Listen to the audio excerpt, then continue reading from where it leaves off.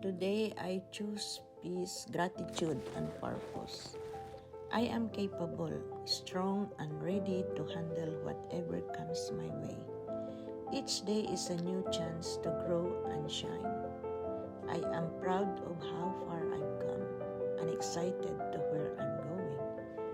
Abundance flows easily and effortlessly into my life. I attract opportunities that align with my purpose and values.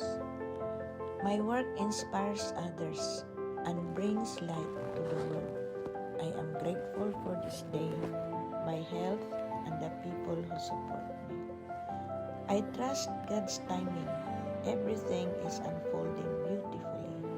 Today, I will smile more, worry less, and keep moving forward with faith.